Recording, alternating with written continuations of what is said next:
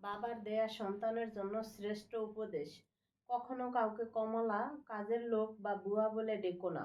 মনে রেখো তারাও কারো না কারো ভাই, বোন, মা-বাবা। তাদেরকে সম্মান দিয়ে ডেকো।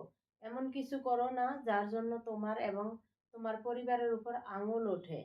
পড়াশোনা করে জীবনে উন্নতি করো, কিন্তু কারো ঘাড়ে পা দিয়ে উপরে ওঠার চেষ্টা করো না। এমন কিছু করো না যার জন্য তোমার এবং তোমার পরিবারের উপর আঙুল ওঠে। শোনো খোকা, যখনই সত্যের সাথে অসত্যের লড়াই হয় তখন সত্য একা হয়ে যায়, অসত্যের বাহিনী হয় বিশাল। কারণ তার পিছনে মূর্খ, লোভী, স্বার্থপর ও বিশ্বাসঘাতকরা থাকে। বয়স, শিক্ষা, পদ বা পদবীর দিক দিয়ে কেউ ছোট হলেও কখনো কাউকে ছোট করে দেখো না, নইলে তুমি ছোট হয়ে যাবে। জুতা সেলাই বা রং করতে চাইলে মেরামতকারীর দোকানের সামনে পা বাড়িয়ে দিও না, বরং জুতাটা খুলে নিজের হাতে মুছে দিও।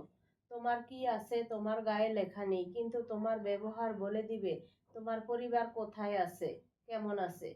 কাউকে সাহায্য করে পিছে ফিরে তাকিও না, সে লজ্জা পেতে পারে। কারো বাসায় নিমন্ত্রণ খেতে গেলে বাসায় দুমুঠো ভাত খেয়ে যেও, অন্যের পাতিলের ভাতের আশায় থেকো না।